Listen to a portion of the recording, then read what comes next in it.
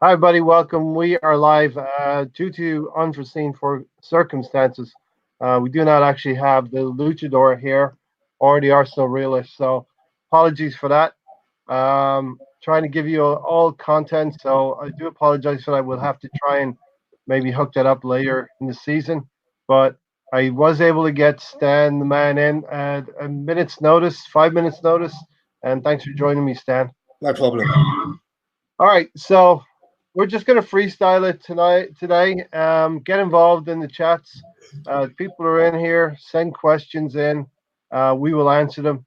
This is the Interlull, and let's talk a little bit about the team out in Dubai, Stan. Yeah. So they're soaking up the sunshine. That's something I'm not doing here. Snow's falling outside. They seem to be enjoying themselves out there in Dubai, from what we can see. Who wouldn't be this time of year going somewhere where it's a really nice hot environment on the beach, and it's probably a good for Mikel Arteta now because of since he's been the manager, it almost seems like it's been one match after another, after another, and after another.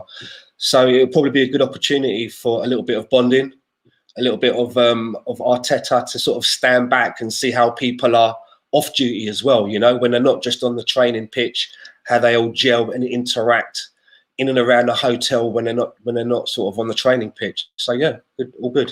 Yeah, I've seen stuff like Pablo Marie helping little Torreira onto up onto a rack or something like that. But that's the kind of bonding that you need in a team. It's been helter skelter for the team the last 40 some days that Arteta's been in charge. Yeah. And only bonding like that can help the team. Yeah, for sure. Get together. And I think Pablo Marie started to, integrate himself into the team. We've seen Suarez as well. And we've also seen, actually, I saw one snippet of Arteta sitting down talking to Mustafi, and certainly in a way that Emery would never have done probably in the past. Well, it's good for the two signings to have this period with the team rather than coming in and going straight out onto the pitch. And also for those that have been away on an injury, when you're injured, you're sort of taken out of the team for a while. You're on your own, doing rehabilitation and stuff. So people like Holding, it's good for him, and the others that have been out injured to be reintegrated back into the team. Yeah, that's a great point. Usually when they're injured, they go away and they do their own thing, rehabilitate in the treatment room. But they're all the group is together. I believe the wives are out there. We call them the wags, right? Yeah. They're out there having a good time, having a meal together. And I think Arteta has talked about the sunshine, and it's just been a good thing for the team. Hopefully, we're going to see the results of that next weekend when we get back to some action. Yeah, Newcastle at home. Yeah. So, like I said, if you have any comments, just let me know. Tony Turner, Troy Jarvis, Stan yourself are here, and Alex from Cannon Fodder TV. So Tony wants to know, can we place bets if I get sidetracked talking about rugby? One good thing I did notice about the rugby, and I tweeted this out, Stan, was that I obviously am from Ireland, followed Ireland, I enjoyed that win today. They beat Scotland, but the thing that really struck me, and I haven't seen it a lot over the years, is the interaction between the crowd, the uh, the fans watching at home, and what the referee can say to the players, and the players are saying to the referee. It's crystal clear, that conversation that they're having with rugby union. No, sorry, you've lost me there, Ray. What is this rugby you're speaking of? Well, we're getting sidetracked talking about rugby, but I'm really talking about how we could implement that in football and the English Premier League. This arcade game rugby. Yeah. I mean, they do it in American football as well, right? They're mic'd up. So, I mean, I tell you what, a good thing about having the referee mic'd up, it would probably get rid of all this, Mission Impossible stuff. It's ridiculous. I really hate seeing that. I mean, is what they're saying so bad to one another that it's not for our ears? Even when it must be really bad. Even when the camera goes to the bench, sometimes you see players talking to themselves in there. You know, Yeah, I want to, it's what is it all about? it's gotten to the point where it's really annoying. Like, you know, you even what they're saying. What are you having for dinner? You know, what's for supper at home? What's your missus making? Yeah. It's really infuriating. But what we could see was the referee's cam as well on this old rugby um, thing that I was watching today. The referee's cam, you see the player interacting with the referee, Well, you mean and like a cam? it was like a ref cam. Yeah, so Okay. the referee had a cam, and he was telling the player exactly why he had given uh, a decision for one team or the other, Right. Okay. and Yeah, it interesting. wasn't too much cussing either. Well, exactly. I mean, if they know that they're going to be on the mic, they're going to behave themselves, and I think it would add to the game because I've always felt that in the sport of football, referees are far too overprotected. I mean, you know, if you're a manager and the referee's had a shocker, you should be able to say after the game that the referee was absolute rubbish. But you can't say anything against the referees, and I've never bought into that. Yeah, They're not infallible. yeah. And I believe the English Premier League do have all of the recordings from all of the games, but they don't make it known to the fans at the time, and it would cut down on cursing, expletives, all that stuff. Even you can even lip read. We've gotten quite good at lip reading what Roy Hodgson was saying on the sideline today when Crystal Palace missed the chance to equalise. Well, yeah, it was Sean Dyche last week. I was able to lip read what he was saying as well. Yeah, I mean it makes for entertainment, but it definitely would help the situation. Yeah.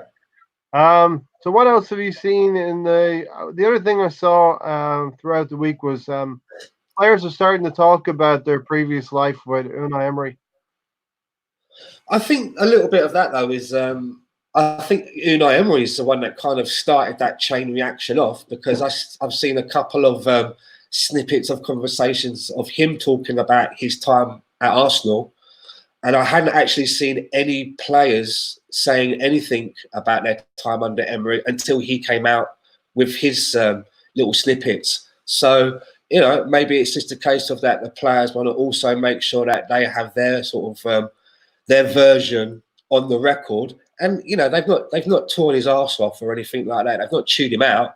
They've just spoken a little bit about what it was like and how they're enjoying life under Mikel Arteta. Yeah, really, they just want to set the record straight as well. I saw Bern Leno talking earlier as well in the week about how under Unai Emery they felt like a clique of players. Certain groups would get together. They were Really? not a team.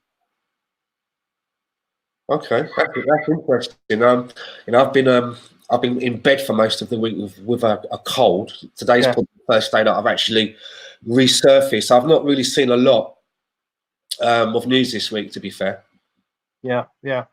So I'm blindsiding you a little bit with all of this news. Yeah, yeah. I was actually looking forward to sitting back and watching, listening to the two guys in the masks, but that's unfortunate that didn't happen today. Yeah, yeah. So what do you think moving forward with our defenders? What do you see as our likely two central defenders going forward? I've actually given some thought to our defence recently, and I mean, we've got a young kid coming in next season, William Saliba, a young lad. I've never really watched him play. I've seen a few clips, but he does come with a good reputation. And so I'm thinking, we've got Pablo Mari now, who's coming on a free. And I'm thinking to myself that let's say between now and the end of the season, if he really, really shines, and not wanting to sort of like use too much of a pun there, but if he does another Martinelli, because he's relatively unknown, and let's say he really commands himself in that back four in the defence, would that mean then that come the summer, that the funds that we have at our disposal will go elsewhere? Would the stories around people like Upamecano, would that cool down, or would we still go big in the summer for another central defender? Because Someone like David Luiz next season, I think, is going to have a big part to play. Let's say, for example, we get rid of Pablo Mari and we do go big for someone like an Upamecano. He's quite relatively young as well, so there's no way that we're going to just go straight in and start off with Saliba next to an Upamecano. So someone like David Luiz, who's got the experience, would probably count on him for another season to be rotating with some of our younger centre backs, because they are all fairly young now. Rob Holding, Callum Chambers, Saliba. If we did get someone like a Upamecano, I don't know if Socrates is going to hang around. Yeah, Maybe. he's probably going to be the one who is the oldest at that point. He was always going to be a stopgap signing 2 seasons ago, 2.5, 1.5 seasons ago.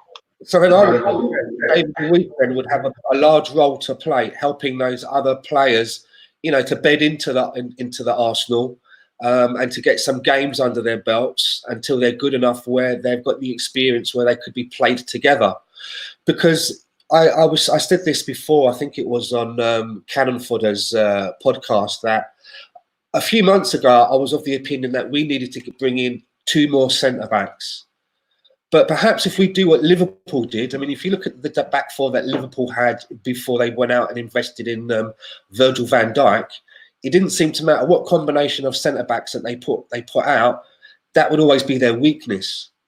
But since they went out and invested in Virgil van Dijk, they haven't really brought in any other central defenders, and those that were already there, you can put any one of them next to VVD, and it seems like a good pairing.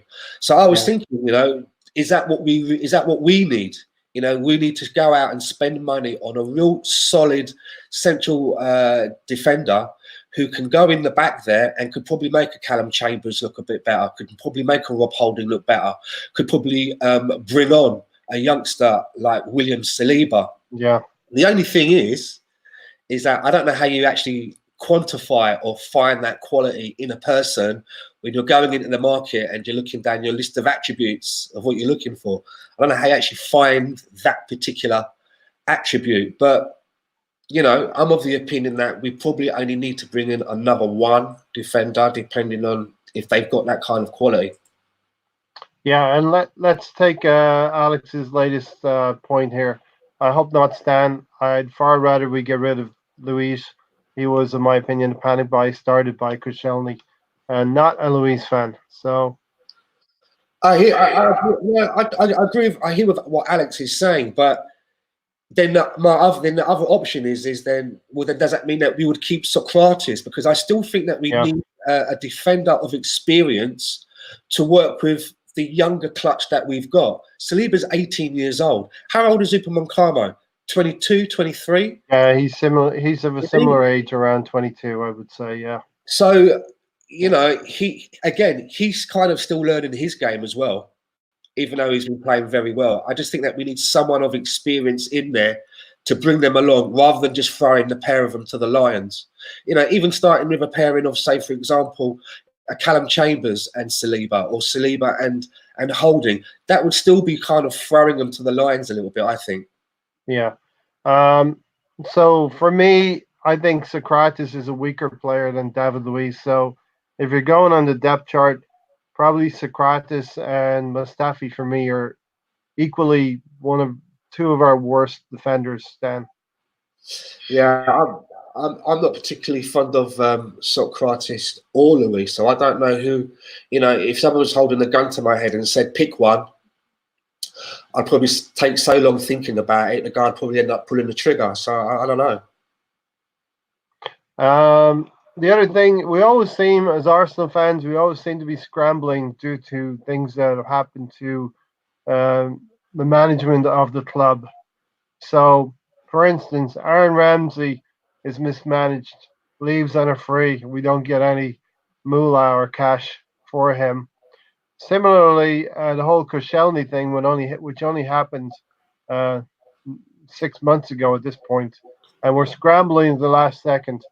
And some of that is trying to get the best bang for our buck by leaving Tierney till the end, although that didn't really work out for us. But also, we don't plan very well. We go to the pound land, as they say, and go and get David Luiz through Edu's contacts. Not We've the best way always, to manage things. over the last few seasons, we have come across as a team that's more reactionary. That we seem to react to what's going on around us rather than actually, being in the driving seat. We I'm really pleased that Arsenal, the two players that we brought in the last window just gone, I'm really glad that we brought them in on loan with an option to buy, so that we can make the decision on whether we think that we've got a couple of ones that's worth keeping around, or we can bid them off. And that's a positive, that we've actually taken control of the situation and we are in the driving seat where those two players are concerned. And I know we're in charge of our own destiny there. All right, Alex goes on and says Socrates is limited in ability, but he gives everything. Luis and Socrates is not a pairing I like, and I'm hoping that that partnership will get split up, Stan, and we have Pablo Mari. For me, I think Pablo Mari can break into that central defensive pairing. Shopping in Poundland got us Martinelli, to be honest. Okay, fair enough. Good point. Maybe maybe people like Gabriel Martinelli and people like Guendouzi and also Pablo Mari. Maybe this is what Raul Sanelli was alluding to when he mentioned that we have to, start to outsmart the market. Yeah, or outsmart ourselves. So if you look at the whole structure of the club, let's just start from top to bottom. We've got the owner and Stan Kroenke. We've got the backroom staff, the management team he's put in place to basically do everything with the club. Then you have the coach, Mikel Arteta, and the players. Now, if we take Mikel Arteta, I think we all know there's potential in him to be a great coach. We all see that. We take Silent Stan, just like you, Silent Stan. And you can say one thing or another about the Cronkies, but basically they're a non-entity, so we can wipe them out, right? But it's the people in between Arteta and Stan that I see as being the problem that can implement the changes on the field.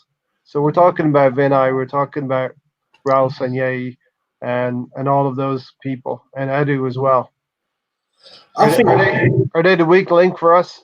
I think we could actually take Silent Stan and take him right out of the equation, right? Because it's obvious that Josh Kroenke is the one that they want us to be familiar with. When we talk about the Cronkies and our owners, they want us to think of Josh's face and not Silent Stan's, Mm-hmm. And I think that Silent Stan probably doesn't really have that much going on a day-to-day basis of what's happening at Arsenal. I think Josh is probably doing a lot more of that and is probably coordinating a lot more with the executive board. I mean, if you're asking me what my opinions are of that executive sort of board that we have now, there've been times when I've felt that they've been doing a really good job. There's been other times when I thought, well, hold on a minute, maybe they're not. So I think that come this summer is really going to show us where we are as a club. Yeah. What kind of how our deals are going to get done, because I think that there's going to be a lot of movement in the summer, and that's not only coming in. I think there's going to be a lot of outgoings, and so it's going to be interesting to see what kind of deals that we can get for the people that we let go. That we can try and get a return on some of our investments. So the summer for me is going to be a big acid test on what this little mob in the background are really capable of doing. Yeah, let's dig into this a little bit deeper. And shout out to Sergio M for coming into the chats. Appreciate your comments, Sergio. Let's dig into this a little deeper. So we're going to say Arteta is a good coach. He's going to be a good coach in the future. We can all see that. Silent Stan is Silent Stan. So it's really down to the backroom staff. And something that I've seen over the last 4 or 5 years, Stan, is we've actually spent as much money as Liverpool in that time frame, but we haven't spent properly. Yeah, I mean, a lot of people say that about the self-building model that we're on, and I think I've always been of the opinion that we've never been a club that's had to walk around with the begging bowl. We've always been able to spend a bit of money. However, the last window just gone really raised my eyebrows. I mean, if they're talking about, oh, we're going to have all this money in the summer and we're going to go in early to start making our preparations, well, if the Champions League is, or getting back into maintaining European status next season is such a big deal, and I believe it is financially for Arsenal moving forward, then why couldn't we have overdrawn in this transfer window? What I mean by that is, why couldn't we have taken some of those funds that we're going to be having in the summer? Why couldn't have some of those been released a little bit early? I mean, it's not like the Cronkies don't have a few bob in their pockets. They could have maybe, say, okay, you've got X amount for the summer, but if you believe that we need to buy player X, Y, and Z to help us maintain European status next symbol, how much of that do you want now? But remember, you're not going to get that back in the summer. I could have handled that. I could have understood that, because as hopeful as I am about the two players that we've brought in, and I'm not going to lie, I don't know anything about Pablo Mari. Never heard of him. I didn't know that he walked around on God's green earth until we were like linked. Yeah, I wasn't aware that he was even with Manchester City. No. To a certain point. Shout out to Glenn for joining us. Joseph, thanks for joining us. Sorry, but you can't take Stan out of the question. He's bought in these individuals and knowingly making them fight with two arms tied behind their backs. Yeah, there's a lot of truth about that, Joseph and Stan. That Stan Kroenke is not a football person. He's an NFL person. He's not a football person. Just to finish on the point, mate, I hadn't quite finished there. I didn't know anything about Pablo Mari, and I'm not an average Southampton, watcher. I don't know anything about Cedric, but what I do know is that the reason that with those two players have come in on loan is that obviously there was no money available. Because if there was money available, I'm sure that Mikel Arteta would have had maybe some other people on his shopping list a little bit higher than the two that have come in. That doesn't mean to say that I'm saying that they're bad players. I'm not judging them. I don't know anything about them. Yeah. So I'm just trying to circle back round now to what I was saying. The summer is going to be a real big acid test. Yeah. How much is available, how much we make from players going out, and who's on the shopping list. Because if we are going to go big for a central defender in the summer, when can we make that approach? Can we make that approach now and have it all sort of like in the background and we just do the deal in the summer? Or does that mean, or does the selling club not want to do that because they're worried that their players' head will be turned and for the rest of that season they're not going to get anything out? Or then do we wait until the end of the season, on the last day of their season, we go straight in and say, right, we want to do this deal? So it's going to be interesting to see what happens in the summer. And once that window closes, I think that we're all going to know whether this little team that we have in the background are worth anything. Yeah, I definitely agree with you. I know Raul is not a fan of January transfer windows, so definitely we're going to wait and see what happens in the summer. And this is the acid test for this group and for Arsenal. In reality, we don't know, and I think we definitely need to wait and see. And it's going to be how long do we have to wait now? 4 months, Stan, until we're going to know. Yeah, sure. Just to shout out to the Arsenal realist, I did send you a message, a private message on Twitter. So please take a look at that. The Arsenal luchador decided that he didn't want to make an appearance today because he's actually not been very well this week and only came out because he wanted to talk with you. So, I'm sorry that for whatever reason, that was a problem there. But, if you still have the link and you want to come on and talk about Arsenal moving forward, we'd love to have you on the show. But again, as I say, please go and read the message that I sent you on Twitter, as it was a very genuine message. Yeah, and one thing I want to say is when I started this channel, Stan, I thought long and hard about what I was going to call the channel, and I called it Arsenal Fan Circle. because I wanted to have Arsenal in the title, and I wanted to have Circle in there because we are inclusive of all Arsenal fans. So all Arsenal fans are welcome here, irrespective of anything at all. So I want everyone to know that, and that's Yeah, I really it. think there was a little somehow a little miscommunication about today's show, and if that's the case, feel no way about that. Realist, no one was no bad intentions or nothing like that. So anyway, All right, Joseph Maseko, don't expect anything in the summer. We're set to lose out on 50 million, and yeah, we're expecting to lose out on a lot of money because this team is gradually being degraded, Stan, and getting worse and worse.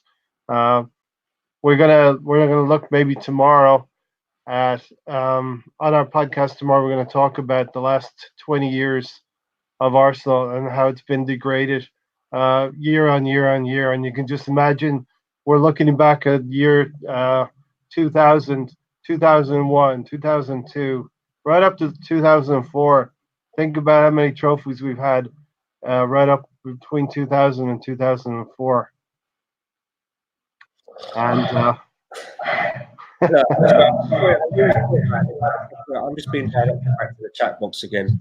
I don't know how sincere or genuine a person can be Arsenal's realist. So again, I don't know what more I can say. I've said everything yeah, message. I've said everything on here and with my own face. I don't understand why you're having to make a big issue out of it.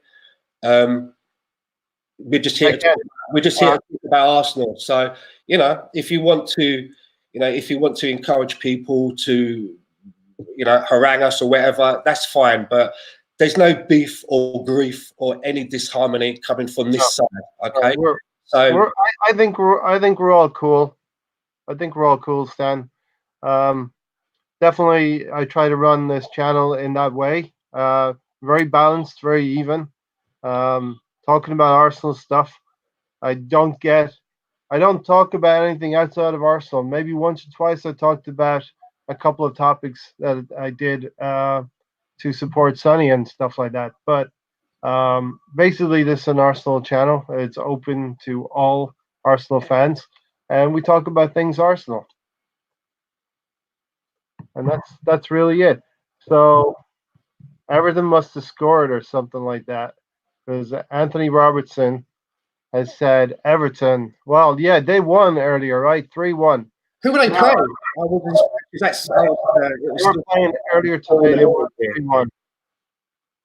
Who were they playing? Sorry. They were playing Crystal Palace, so I kind of referenced that earlier with Roy Hodgson complaining. I I'm not really following what Everton are doing, but they've had kind of a bounce, I believe, under their current coach. I can't even remember his name right now. Ancelotti. Ancelotti, that's his name. So yeah, um, they've Yeah, had a bounce, but he's obviously had Ancelotti's a good coach, right? an effect there because Walcott scored the other day. Yeah, and I Calvin don't. Lewis scored, and Richarlison scored a really, really good goal as well. So Barcelona are coming knocking on his door. Yeah, they wanted to spend, was it 85 million euros on Richarlison, and Everton said no. Fair play. Yeah. Talking about Barcelona, they probably want to come after one of our better strikers, Aubameyang. What kind of transfer fee would you be okay with letting Aubameyang go with in the summertime? We obviously want to probably get the most bang for a buck. Barcelona tend to spend a little bit more as well. That's a really difficult one to put a value on it. But I mean, if you're talking in pounds, I'd probably say a minimum of 65 million pounds, a minimum. Yeah. But talking about Aubameyang, do you think his head may have been turned slightly, and that may be affecting his form a little bit, or are we all good? Do you think? So when do you think that those kind of things would have turned his head? Was it the Everton game Well, there was, when? while he sort of like, it was maybe just before he got his red card, right? Yeah. Before he got his card, there was, first of all, there was talk about Madrid. Then that kind of, then that went quiet. And then it was talk about Barcelona. So, he's probably Mhm. thinking that he gonna be playing in the big leagues quite soon, you know? And you know what, Stan? I think we all kind of recognized that he was a goal scorer coming toward the end of his career. We'd get 4 or 5, if we were lucky, 4 years out of him. We're 2 years into that now. And how much longer will you wait till his transfer fee gets lower and lower, and we wouldn't be able to cash in on it? So I'm thinking the summertime is going to be the time that we're going to cash in on Aubameyang, unfortunately. Yeah. Um, so do you kind of think about Lacazette? Would you throw in a few others that maybe we sell this summer to raise the funds to be what they call sustainable, that sustainable model? How, how many first teamers can you get rid of in one window before it's too unsettled? Do you know what I mean? I mean, Yeah, let's look at it. I mean, if if I was in the driving seat, for example, and I had my way to move the team around, the players that I think that I would move on would be Luis, Socrates, Xhaka, our number 10, um, and then maybe Aubameyang if he doesn't want to be with us. And then you've got to look at Lacazette if he's unable to find form. So that's half of a team already, right? Is it mhm. feasible to replace 6 kind of first teamers and then expect us to get everything going in a pre-season? I don't know. And Stan, of course, the club will probably package it as we're getting decent money for these players, but can we be sure that we're going to be reinvesting all of that money back into the team? Yeah, that's, that's, that's the thing. It's all right having people going out, but it's who we're going to bring in to replace them. We're going to bring in to replace them. And usually if you're bringing people in, they've got to be at least the same quality, if not better. Yeah, and the problem with our team has been the soft belly of the team. So we talked about our center back pairings. Now let's go into midfield. What kind of players? I mean, you don't have to mention names, but what kind of player do we need? What kind of players do we need in midfield? I think that we would be looking at maybe phasing out a static number 10 role. And I think that if you keep the same formation and just replace our current number 10 with someone else in that role, I'm not sure if that person would be able to do that much better. I think that they would do better than the current number 10 that we have, but how much more? It's a very static role, a person just hanging about in space, waiting for the ball to come to them. Maybe we should be looking at changing the formation slightly in the midfield, where we play 2 number 8s working in tandem with a defensive midfielder, and having those number 8s who are able to make runs box to box, get into the box late, they're able to create, they're able to chip in with assists and goals. Yeah, But more importantly, they're happy to get back into nearer our box and help out with the DM and the defense as well. And I mean, there's an argument to say that we could even experiment with that formation now, but by doing that, can we really justify having a player that's on 350 bags a week sat on the bench? So, you know, this is all going to be down to Mikel Arteta. And again, it's another reason why the summer is going to be interesting to see if there is going to be a formation change or whether we stick with the same blueprint that he's using now. yeah. And for me, I think every midfield should be built up of a destroyer, a ball carrier, and a ball passer. Like somebody who's able to pass. I'm thinking of a ball carrier like Jack Wilshere used to do for us, be able to drive into the box. Guendouzi's that kind of player, but he hasn't perfected driving into the box. So I think we need to go into the transfer market and maybe get a player that can carry the ball and also a player who can pass the ball into the feet of a Lacazette, Pepe, Martinelli, Aubameyang. I mean, my worry about Guendouzi is a little bit similar to the worry that I have at the moment regarding Lacazette. It's all very well and good having players who do a lot of work for the team. That's a good attribute to have, but there also has to be a tangible end product, and that tangible end product has to be an assist or a goal. And Guendouzi has had over 100 senior appearances. 50 of those were for his previous club, and I think in that time there's like one assist. It's just not good enough for me. No, You know, not good enough. has to be somehow there has to be a tangible end product. You've got to chip in with you a little bit here and there, and for some reason he seemed a little bit unable to do that. So that's a part of his game that I want to see improved, and maybe Mikel Arteta is the one that's going to be able to help him with that. Yeah, Tony said we still haven't replaced the players we sold or let go on a free, Tony. We let go, he's right. Stan the man is our man. I just don't think you understand. So shout out to Alex for that. Nice one. I've never had a chance before. We got, what was that? I said I've never had my own chance before.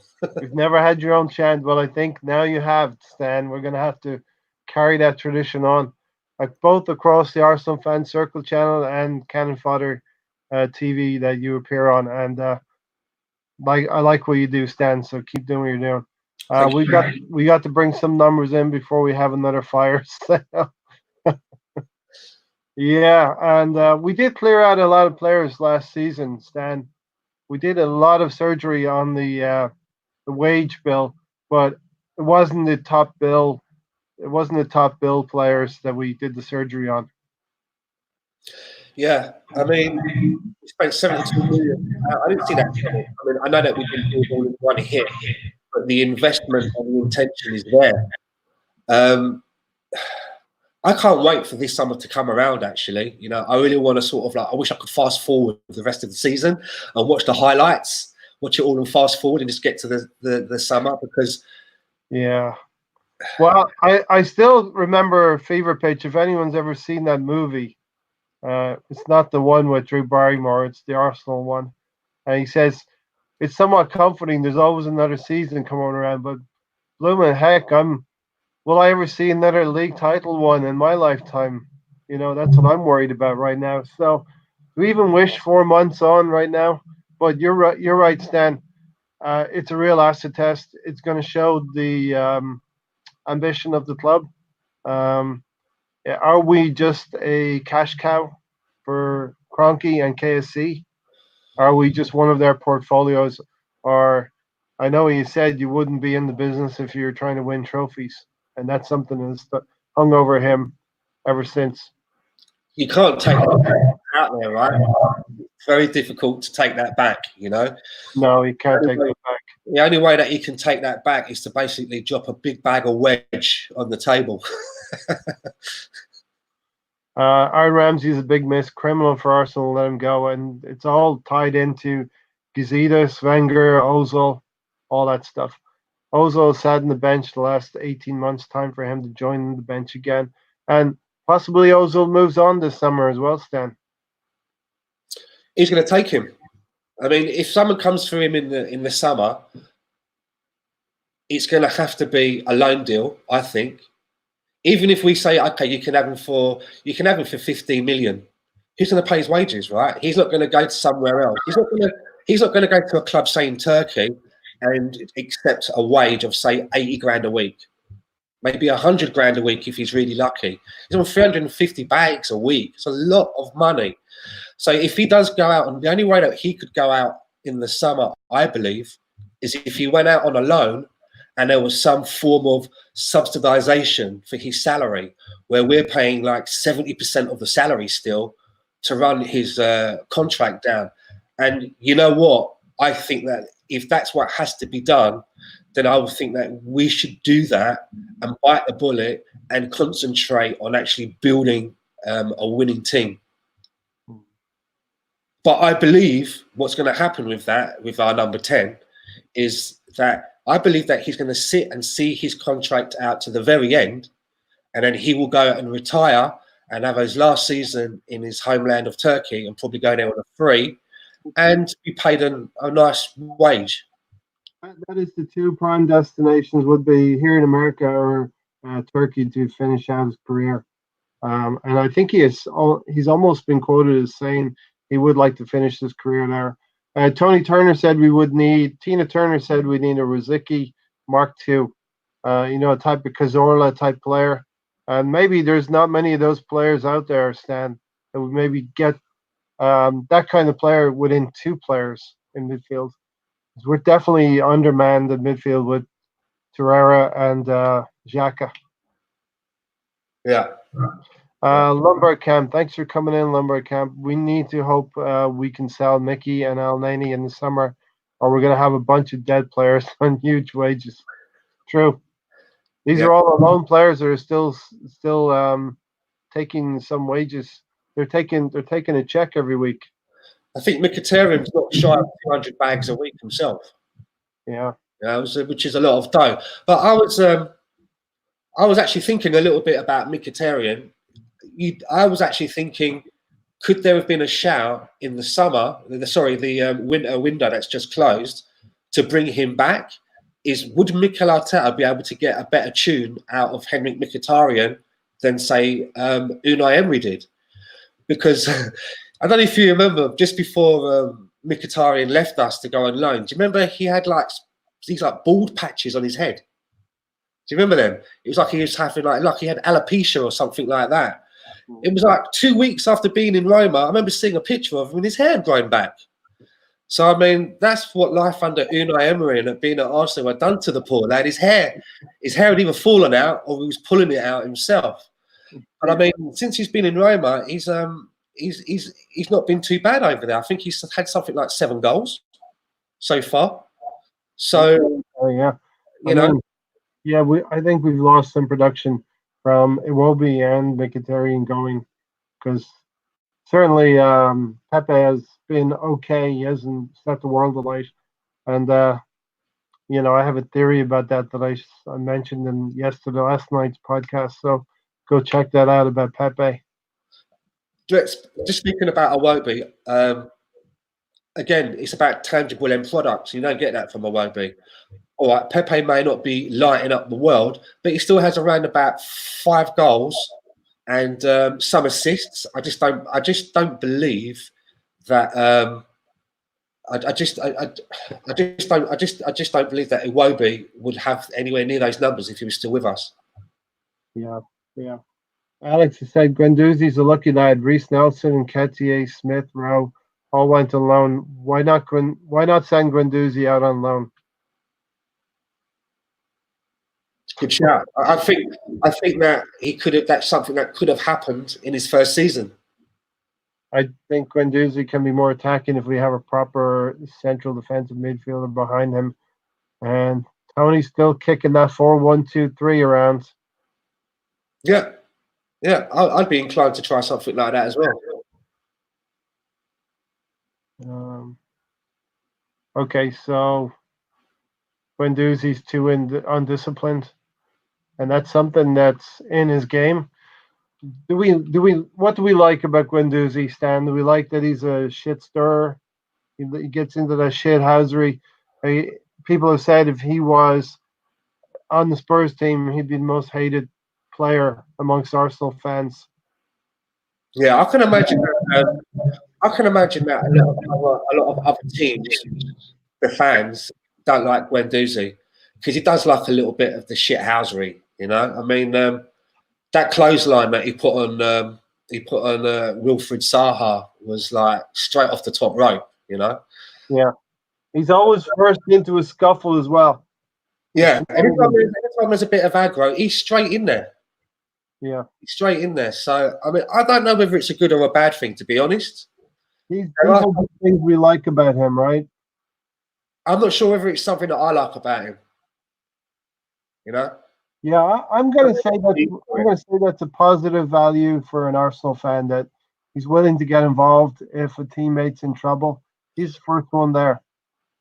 I said this on Alex's show. You ever seen those clips on YouTube where it's like a non-league football match is going on, and then, for some reason, a little dog makes its way onto the pitch and starts running around all of the players and jumping up and trying to run after the ball. That's what Guendouzi reminds me of a little bit sometimes. Yeah. He's like a He's little also, vegetarian yeah. that's onto the pitch.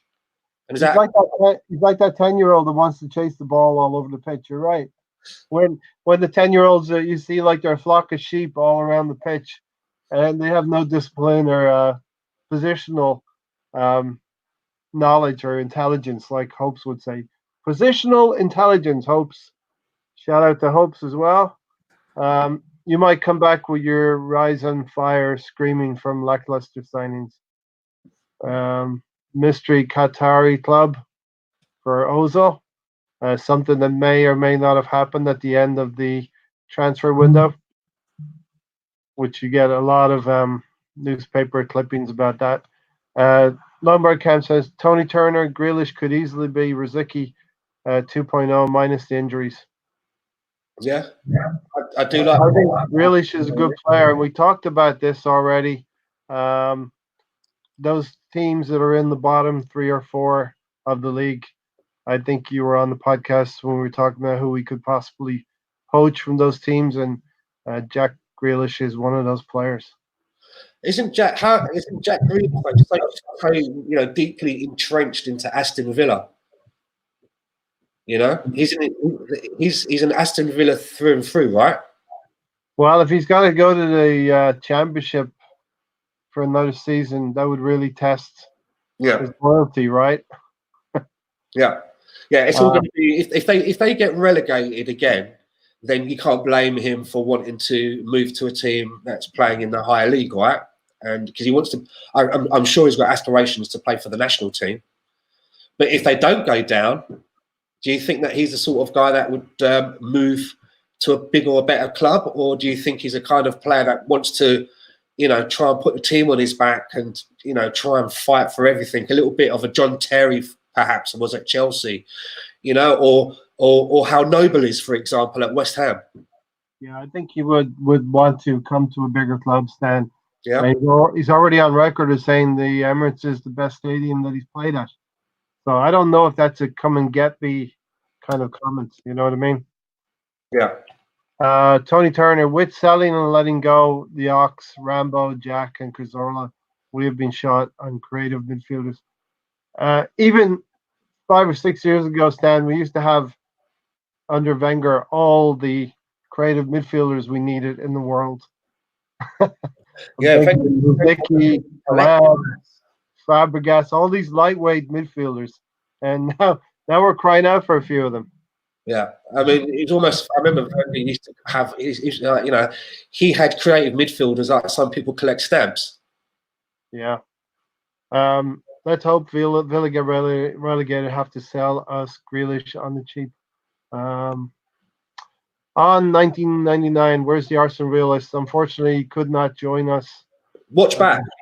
Thanks for coming into the show and helping us in the comments. Lumber Camp, I like Guendouzi's mentality, but he's not refined enough. Constantly out of position and not enough end product, but looks a real future talent. I talked about him before, Stan. He seems to have not been coached by Arteta. From me, looking from the outside, it's almost like he's still the same player that he was under Emery, that he was under Lumberg, and he was under. He still is under Arteta. Is it just that other areas of the field needed more attention from Arteta, trying to coach them up, that he kind of left behind? Well, he's not really had a lot of time on the training. On the training field per se. The games have been the 7 games that he's taken already. It seems like he's been a manager for quite a long time, right? Because we've seen quite a lot of him in a short space of time. It's almost like it's flatters to deceive. That he's only been with us a short time, but it does feel a lot longer. So he's had a good 8 or so days now to implement some methods with the team. And I think, if Arteta's got his head on, one of the things that he's going to be doing is he's going to be looking at, you know, how many of these players can, when I tell them something once, can they get on board and do it? Because if there are players that you got telling the same thing over and over and over again, then that's how you kind of like decide who you're going to keep and who you're going to get rid of, I think. Yeah, exactly. Do you think that he's been telling them over and over and over again, and he's not taking on instructions? I don't think he's that sort of a guy, but I mean, look, his hands are tied. Yeah, he, you know, everyone says, oh, I really like that. You know, I really like the things that he's been saying about Xhaka since he's been in. And, you know, someone else mentioned that they saw, I think it was yourself, you saw a picture of him sat down on the training pitch in Dubai speaking to Mustafi. Yeah. Well, he can't, you know, Mikel Arteta doesn't have the luxury of being able to sort of like shun anybody from the first team. He knows that the team is, you know, we're really short on what we have, and he can't isolate anybody. What's he going to do and come out saying, what, yeah, Xhaka's a wanker, he should never be captain again? I mean, he's got to put his arm around him and say, like, I still believe in this guy, because he's still going to have minutes for the rest of this season, and Mikel Arteta wants everybody to give 100%. So I see what he's doing, and it's going to be interesting to see if he's going to have a more of a ruthless side when he does have funds available, hopefully in the summer. Yeah. What should he do with the, real quick, we're going to get it, last question, then we get out of here. What should Arteta do with the rest of the league campaign? Is it a desperate search to get as many points as possible, or do you experiment a little bit with all areas of the field, midfield and the forward positions as well? I think out of pride, I mean, if I was in that position, out of pride, I'd be looking to get up the table as a little bit more, to more places. But I think his main concentration would be whatever way he feels is going to still keep us in some form of European competition next season. If it can't be the Champions League, then it has to be the Europa League. And I think that's because it's going to affect the money that he will have available and who he's going to be able to attract to come and play for us. Because when it comes to our reputation, we do have a big reputation, but I actually feel that we're kind of like, you know, like we're kind of traveling on fumes at the moment. You know, we're living on a past reputation. London Old School says, write the league off and concentrate on cup. Okay. And I'm going to mention so that Tony Turner can win his bet. Big up the Irish rugby team. They won today against Scotland. Stan, thanks for coming in today. I appreciate it. This has been the second part of the weekend trilogy. We go again tomorrow. We're going to talk about 20 years of Arsenal. And that's going to encapsulate the good times and the slide that we're under right now. So until then, we will see everyone tomorrow. Thanks for joining us, everyone in the comments. And we are out of here. Come on, you Gooners. Up the Arsenal. Until next time, part 2 of the trilogy is over.